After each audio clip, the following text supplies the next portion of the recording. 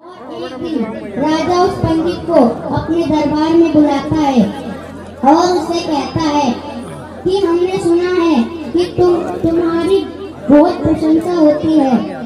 हम तुमसे 3 प्रश्न पूछना चाहते हैं और अगर तुम्हारे 3 प्रश्न से मुझे संतुष्टि नहीं मिलती है तो मैं तुम्हें कारागार में डाल दूंगा।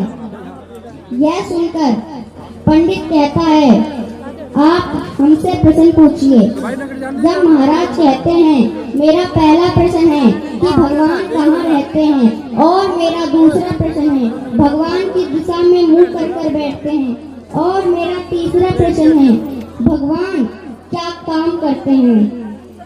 यह सुनकर पंडित सोच में पड़ जाता है। फिर उसके बाद वह महाराज से कहता है महाराज मुझे कुछ समय चाहिए।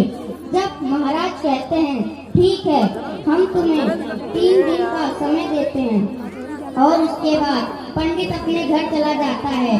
कहती है कि आप इतने चिंतित क्यों हैं।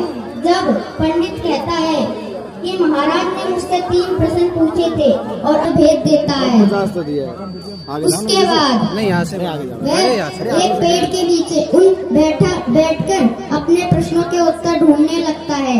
तभी उसका शिष्य उसके पास आकर कहता है गुरुजी आप इतने चिंतित क्यों हैं।